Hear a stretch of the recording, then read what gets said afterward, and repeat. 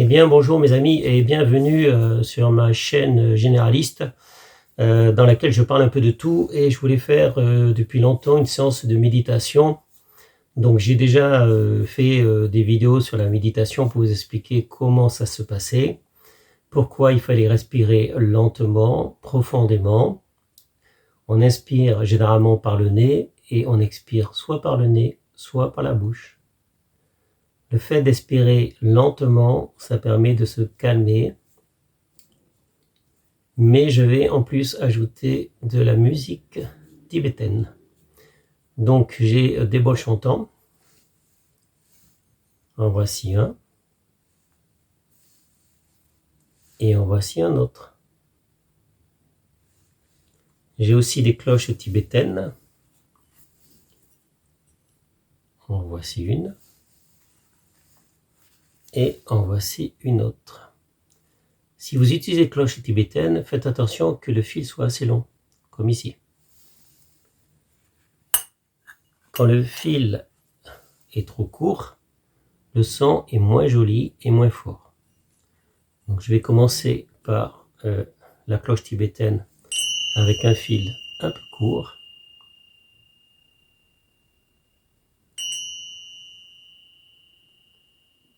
Le principe, c'est que les deux cloches se touchent pour provoquer un son.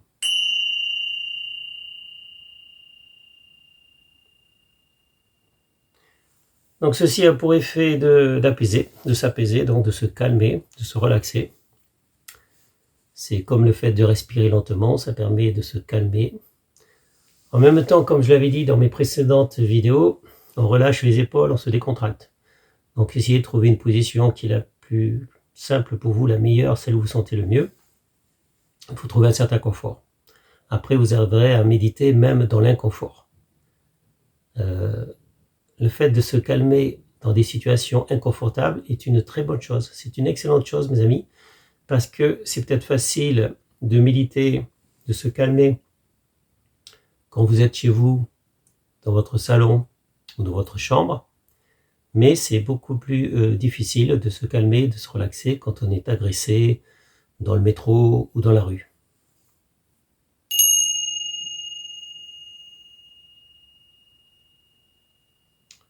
Comme vous voyez, cette cloche tibétaine, elle a un son beaucoup plus pur.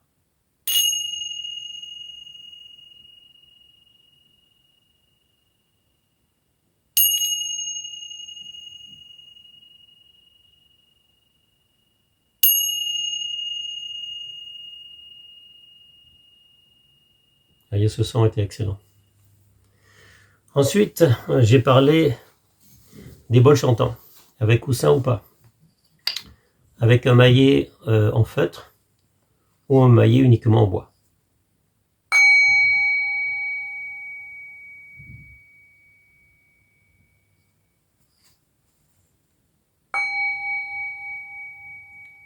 Comme on voit, le son n'est pas le même. Le son est beaucoup plus feutré avec le maillet avec un tissu.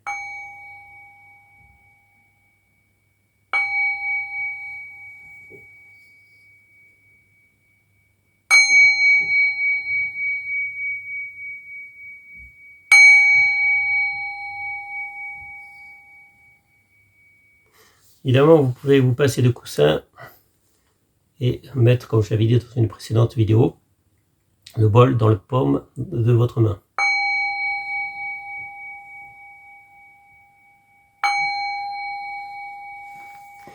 Si vous avez un bol chantant, faites des essais.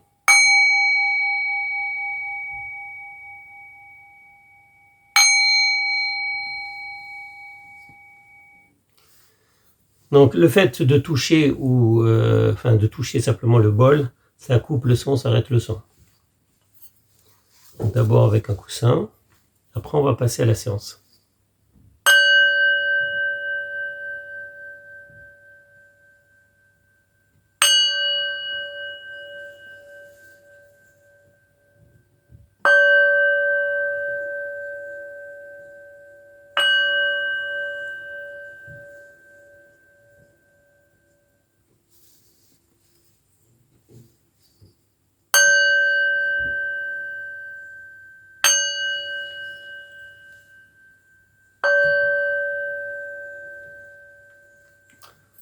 Voilà, donc ceci c'était pour se relâcher, se détendre.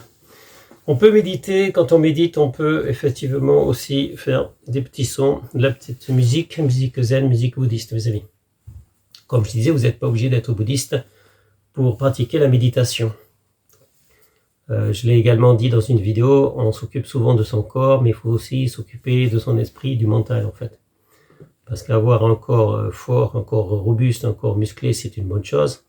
Mais c'est intéressant, c'est peut-être même mieux d'avoir un bon mental. Et moi je dis toujours que l'un ne va pas sans l'autre. Le mental est associé donc au physique. Si vous avez un mental faible, à ce moment-là, même si vous avez un bon physique, ça risque d'être un peu difficile pour vous. Donc aujourd'hui, je vais vous demander de vous mettre dans la position que vous préférez, voilà, tout simplement. Que ce soit la position du lotus, ou les jambes décontractées, allongées, ou même debout. Commencez par inspirer par le nez.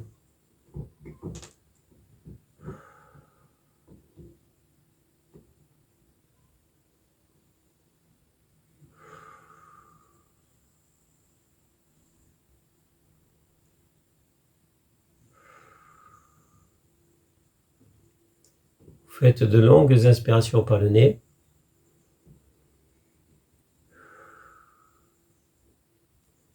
Et vous expirez soit par la bouche, soit par le nez.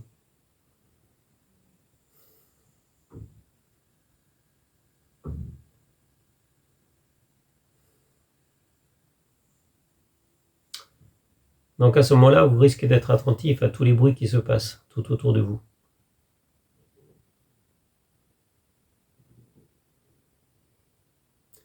Le fait de respirer calmement, lentement, profondément, nous permet de mieux nous ancrer dans le temps présent, mais également d'être attentif à tout ce qui se passe autour de nous.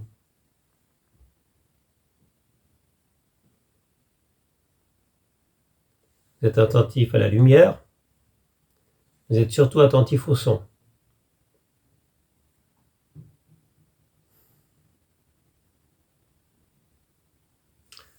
On vous dit souvent que la méditation c'est en pleine conscience, c'est-à-dire que vous devez être conscient de ce que vous faites et vous êtes ancré dans le temps présent. Vous ne pensez pas au passé, au remords, au regret, tout ce qui peut vous gêner. Pensez pas non plus au futur. Pensez juste au présent. Donc la méditation, normalement en pleine conscience, c'est cela. On inspire profondément.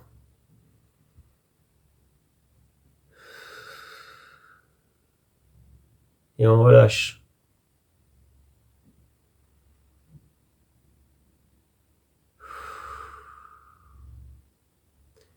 Dans un premier temps, on ne pense qu'à ça. Inspirez. Expirez. Inspirez. Expirez. L'inspiration se fait toujours par le nez.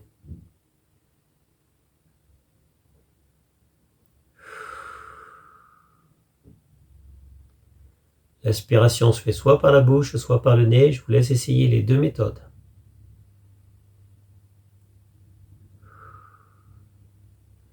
Donc j'ai déjà expliqué pourquoi il fallait inspirer par le nez et pourquoi il fallait être décontracté, relâché. On relâche les épaules. On peut ouvrir la bouche. Voilà. On se détend parce que la mâchoire elle est souvent crispée. Si vous fermez la bouche, vous aurez la mâchoire crispée. Et en fait, il faut éviter toutes les tensions. Il faut essayer de chasser toutes les tensions que vous pouvez avoir dans le corps. Si vous êtes mal assis, vous pouvez bouger. Là, j'ai un espace un peu restreint, un espace un peu limité. Donc, c'est pas évident pour bouger. C'est pas grave. Vous pouvez aussi méditer dans l'inconfort. Là, je vais arranger juste un petit peu. Voilà, parce que j'avais un pied qui me faisait mal. Voilà, j'ai arrangé. Maintenant, ça va mieux. Voilà, ça, je me sens beaucoup mieux. Voilà. Donc je veux dire que la relaxation nécessite un certain confort, mais ça serait bien si vous vous évertuez à méditer, à vous relâcher, à vous détendre, même dans les situations les plus inconfortables. C'est-à-dire dans le froid, dans la rue, dans le métro. Ainsi, lorsque vous serez en situation de stress, une situation que vous n'aurez pas choisie, vous êtes agressé verbalement, vous êtes agressé par la musique, le bruit, le vacarme de voisins ou de jeunes qui viennent dans la voiture de votre métro pour faire du boucan, pour mettre leurs chansons à fond alors que vous êtes fatigué, vous voulez simplement dormir. Essayez de vous détendre, de relâcher et de les ignorer. Essayez d'ignorer ce qui se passe autour de vous.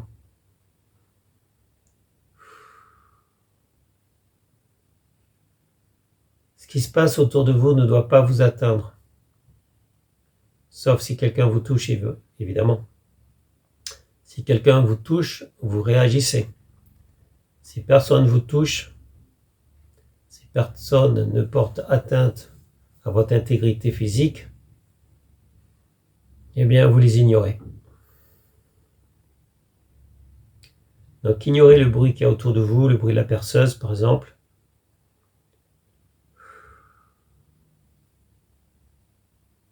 Si vous avez un bol tibétain, vous pouvez le faire sonner. Un bol tibétain, un bol chantant ou une cloche.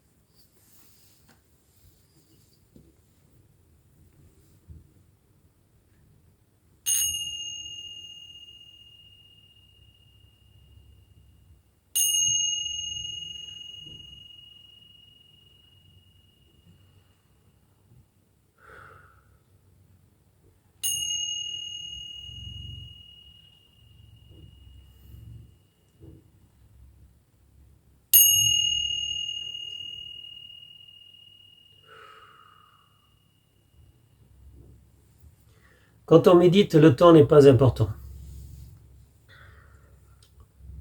Du moment que vous êtes bien, vous avez pensé à la respiration, vous écoutez les bruits, ça vous permet de ne pas penser à autre chose. Ensuite, vous pouvez faire de la méditation guidée. Méditation guidée, c'est-à-dire vous avez décidé de penser à une seule chose. Par exemple, je vais vous inviter à penser à vous, qui vous êtes, pourquoi vous êtes ici. Donc vous êtes né, à un moment donné, il y a une date de naissance, c'est-à-dire que vous avez commencé votre vie sur Terre, vous étiez à ce moment-là bébé. Mais avant ça, où étiez-vous? Est-ce que vous avez commencé à exister à partir du moment où vous êtes sorti du ventre de votre mère, ou est-ce que vous existez avant? Certains ne se posent aucune question. Quand on a demandé à Bouddha s'il était un dieu ou un homme, Bouddha a répondu « Je ne suis ni l'un ni l'autre. Je me suis simplement éveillé pendant que les autres dormaient. » Donc je vous invite aujourd'hui, dans cette séance, à vous éveiller, à réfléchir. Qui vous êtes? Pourquoi vous êtes ici?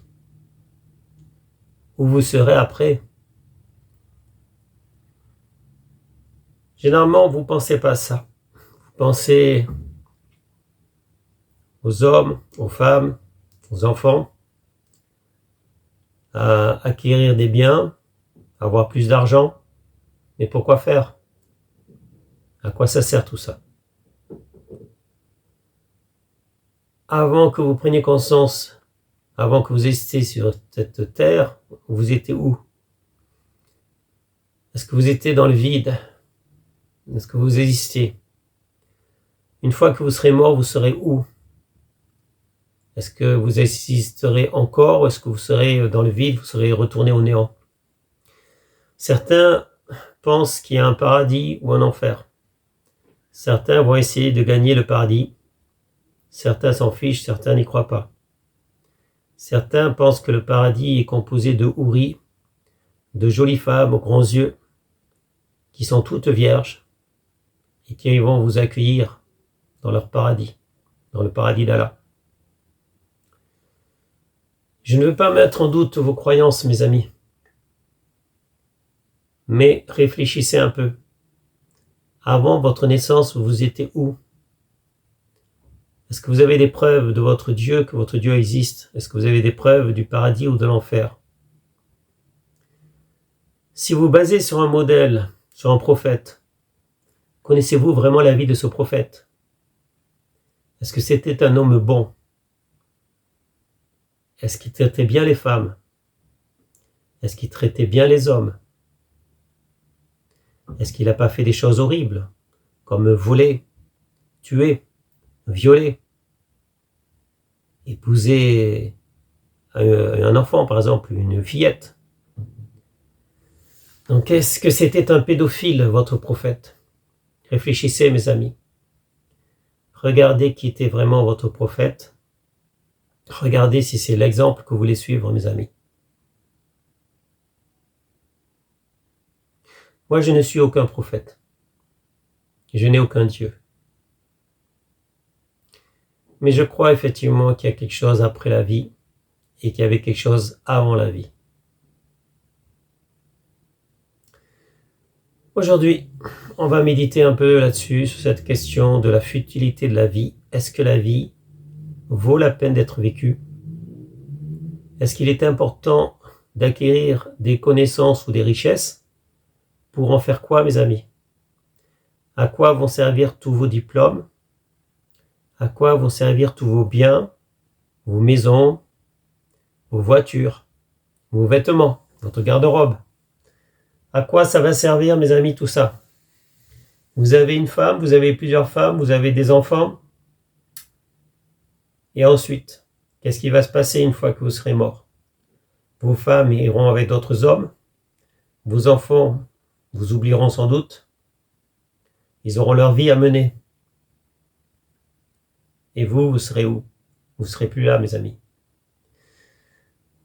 Donc, c'est vrai que cette séance de méditation, elle est un peu peut-être difficile pour vous si vous n'avez jamais médité, si vous avez jamais pris conscience de qui vous êtes, de la futilité de cette vie, du fait qu'avant vous, il n'y avait peut-être rien, vous n'étiez peut-être pas là, et après vous, tout ce que vous aurez fait sera oublié. Après vous, se passera des dizaines, des centaines, des milliers d'années.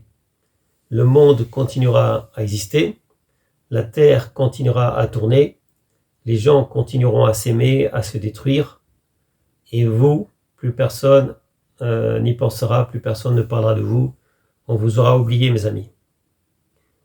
Donc, si je reviens sur Terre dans 50 ans, dans un siècle, dans 2 siècles, qui se souviendra de moi, mes amis? Personne. Même si j'ai laissé quelques écrits, même si j'ai laissé quelques vidéos, on sera passé sûrement à d'autres formats, mes amis. Quand on regarde les anciens livres, les livres saints des religions monothéistes, dans lesquels on croit un seul Dieu, on voit qu'il s'agit de livres.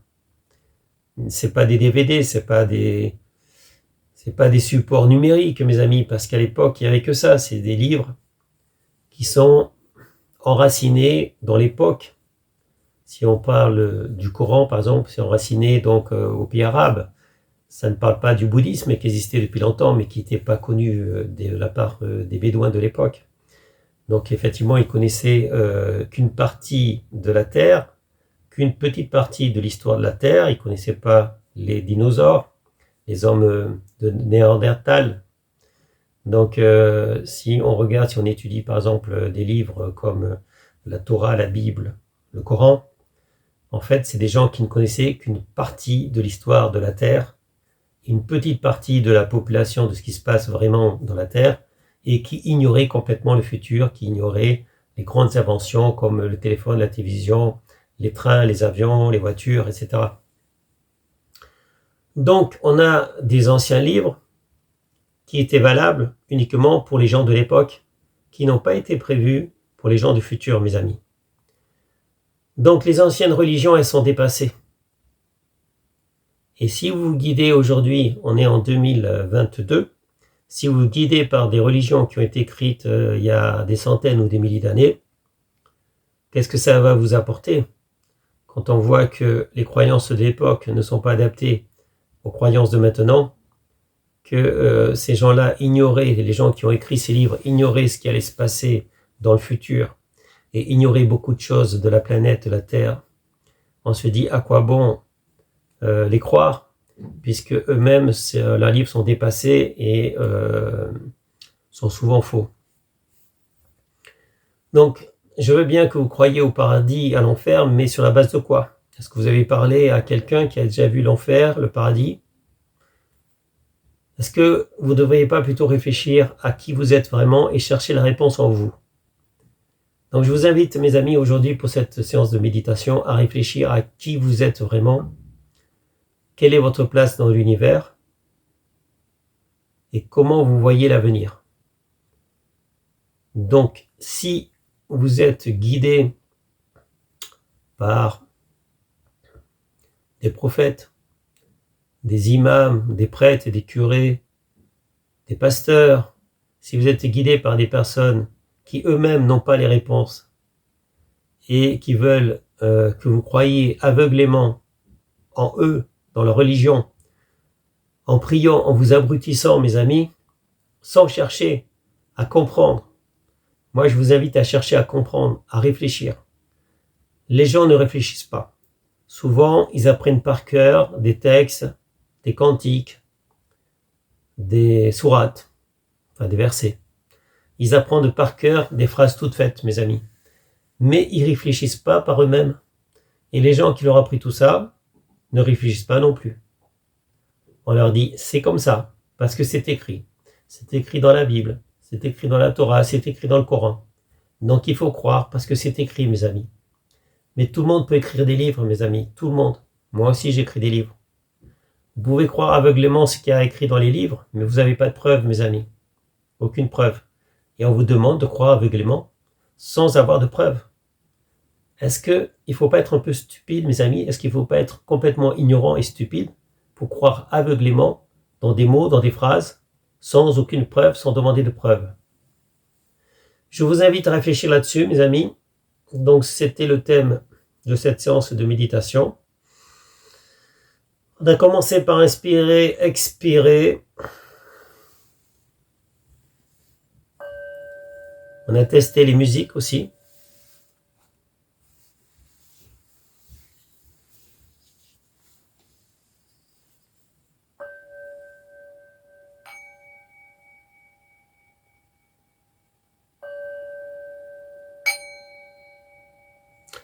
Donc de très jolies musiques tibétaines.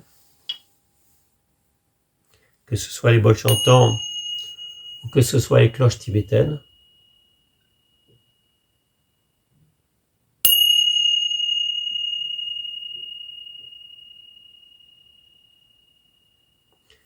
Et on a abordé aujourd'hui une question très importante dans la vie. C'est votre place dans l'univers, mes amis. Votre place dans l'univers, qui vous êtes. Est-ce que vous existez avant la vie? Est-ce que vous allez exister après la vie? Est-ce qu'il y a une vie après la vie? Y a-t-il un paradis? Y a-t-il un enfer? Les gens ne réfléchissent pas, mes amis. Les gens, ils dorment, ils ne sont pas éveillés. Moi, je vous demande de vous réveiller. Comme je l'ai dit, Bouddha n'était pas un homme, n'était pas un dieu, il était simplement réveillé, on appelle éveillé, alors que tous les autres dormaient. Et aujourd'hui, je vois des milliers, des millions de gens qui dorment, qui s'abrutissent tous les jours, avec des prières, avec des films, avec des séries. Moi-même, je regarde des films et des séries et je m'abrutis des fois. Donc, ils regardent aussi des émissions. La télévision, ça abrutit pas mal. Les actualités, ça abrutit parce que on vous incite à ne pas penser, à avaler des images, à voir ce qui se passe dans le monde, mais on vous remplit comme un bol. Vous êtes comme ce bol, mes amis. On vous remplit de choses inutiles. Au lieu de réfléchir à qui est le bol c'est vous, mes amis. Vous êtes ce bol et on déverse en vous des trucs tout prêts, des émissions, des films, des actualités, des prières, des livres qu'il faut connaître par cœur. Même à l'école, on vous abrutit. Au lieu de vous demander de réfléchir, au lieu de vous poser des questions, par exemple sur l'être et le néant, sur qui vous êtes, la place de l'homme, de la femme, dans le monde, dans la société, le fait de réfléchir à s'il y a un but dans la vie, y a-t-il un but ou pas, y a-t-il un paradis ou pas, est-ce qu'on peut douter des religions par exemple, est-ce qu'on peut douter du fait qu'un Dieu existe vraiment, et si un Dieu existait, il serait placé où? Il serait placé dans le ciel, il serait placé sur Mars, il nous regarderait de la Lune, de Jupiter, de Saturne. Est-ce que c'est un Dieu par planète? Est-ce qu'il y a autant de dieux que de planètes, mes amis? Est-ce que les gens de notre univers, ils ont d'autres dieux? Est-ce que les dieux se battent entre eux? Donc au lieu de réfléchir à tout ça, mes amis, eh bien on vous abrutit. On remplit. Depuis votre naissance, mes amis, on vous a abruti, on a rempli le bol. Le bol, c'est vous, mes amis. Le bol, c'était, une enveloppe vide, en fait. Vous étiez une enveloppe. Et on a ajouté plein de trucs, jusqu'à votre mort. On va vous abrutir, on va remplir ce bol, mes amis. Donc le bol, c'est vous. Et une fois que vous serez mort, le bol, il retournera dans la terre, il se fera bouffer par les vers. Ou alors on va le brûler, il sera réduit en cendres. Mais le bol lui-même et tout ce qu'il y a dedans, il va où, mes amis? C'est perdu. J'aimerais que vous réfléchissiez à ça, mes amis. Voilà.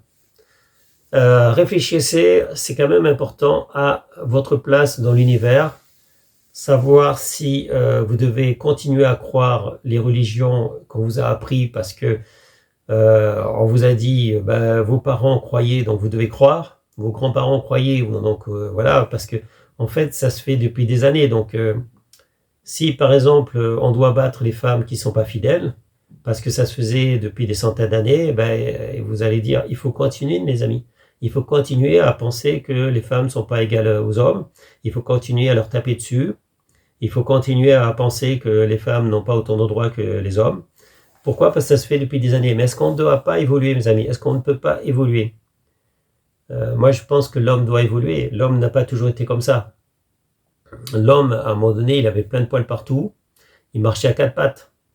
S'il remonte encore plus loin, il y a plus de millénaires, en fait, il y a des milliers d'années, s'il remonte encore plus loin, l'homme, en fait, c'était plutôt un poisson. Il vivait dans la mer.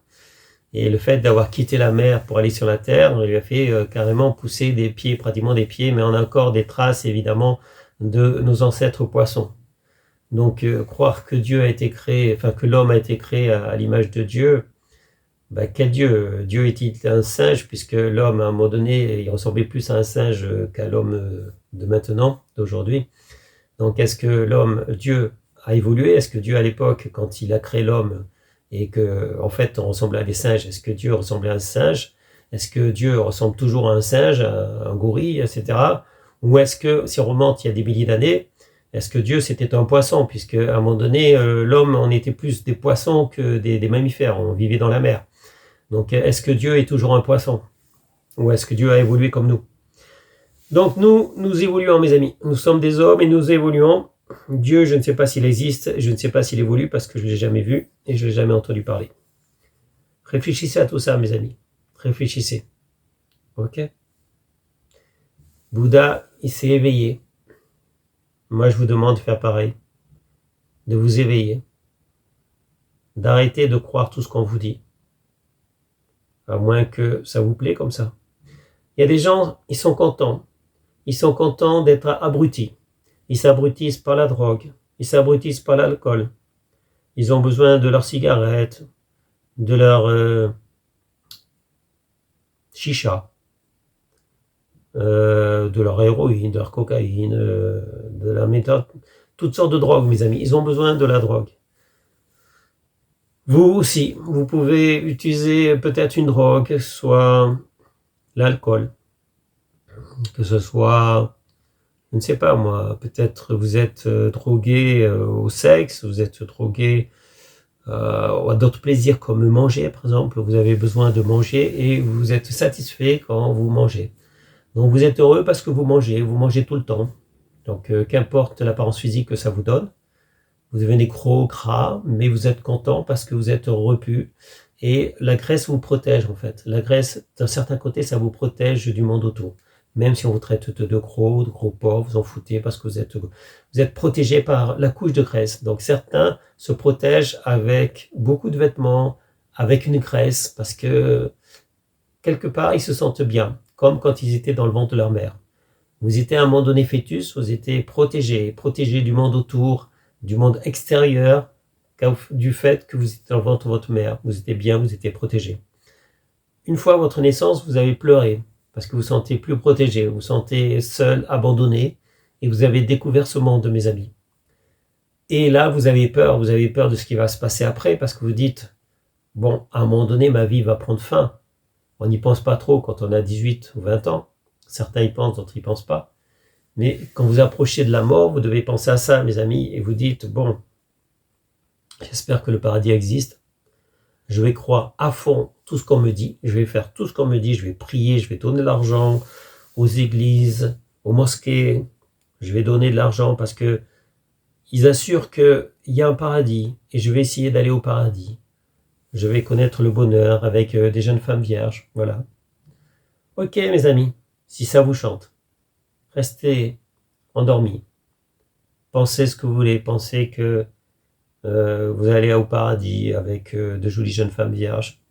Vous allez pouvoir boire de l'alcool à ce moment-là parce que vous êtes un bon pratiquant. Vous êtes un bon pratiquant qui a fait tout ce qu'on leur a dit, tout ce qu'on a dit de faire en fait. Voilà. Vous avez été un bon croyant. Et donc vous espérez que vous serez récompensé donc au paradis de Dieu, au paradis d'Allah. Mais vous avez une autre possibilité, mes amis. Vous avez une autre possibilité, mes amis, vous avez la possibilité de réfléchir et de vous libérer, de vous réveiller, mes amis. Donc vous avez le choix entre la pilule rouge et la pilule bleue. Pilule bleue, vous continuez à croire tout ce qu'on vous a dit, vous restez endormi, ok, vous restez endormi jusqu'à votre mort. Et tant pis pour vous, si après votre mort, vous n'existez plus, il n'y a que le néant, et votre vie n'aura servi à rien. Ou vous prenez la pilule rouge, et vous décidez que votre vie sera éveillée. Vous n'allez plus croire bêtement, aveuglément, tous les mensonges qu'on va vous dire. Vous vous réveillez parce que vous avez pris la pilule rouge. Et vous verrez à ce moment-là un monde complètement différent du monde dans lequel vous vivez tant que vous avez cette pilule bleue. La pilule bleue vous abrutit, mes amis. Les religions, souvent, vous abrutissent et vous ne laissent dans l'impossibilité de réfléchir, d'imaginer autre chose, puisque vous devez croire aveuglément tout ce qu'on vous a appris. Ça, c'est la pilule bleue. Prenez la pilule rouge et vous verrez le monde autrement, mes amis. Vous serez beaucoup plus ouvert, vous sentirez beaucoup mieux les choses et on pourra en reparler. Mais si vous prenez la pilule bleue, à ce moment-là, c'est pas la peine. Je crois que c'est pas la peine de revenir, mes amis. C'est pas la peine de revenir parce que je n'ai rien pour vous. Vous prenez la pilule bleue, ok. Vous continuez à votre vie jusqu'à votre mort. Vous continuez à croire ce que vous voulez. Vous continuez à croire aveuglément tous les mensonges qu'on va vous dire, puisque de toute façon, vous n'avez pas de preuve que ce qu'on vous dit est vrai. Mais vous continuez à croire. Vous avez pris la pilule bleue. Vous n'êtes pas éveillé. Vous restez endormi, mes amis. Endormi jusqu'au restant de votre vie. Et je n'ai rien pour vous. Je n'ai rien de plus à vous dire. Si vous prenez la pilule rouge, on en reparlera, mes amis. On pourra en reparler. Et à ce moment-là, on ira plus loin encore, mes amis. On ira beaucoup plus loin dans l'explication de la vie et de la mort, de votre place dans l'univers, mes amis. Alors, pilule bleue ou pilule rouge? C'est votre choix, mes amis. Pilule bleue ou pilule rouge. Et ça sera tout pour aujourd'hui, mes amis. C'était une bonne séance de réflexion. Je vous souhaite à tous une bonne journée. Je vous dis à bientôt pour une prochaine vidéo.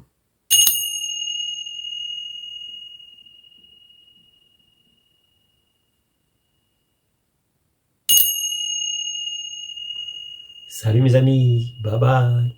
À bientôt.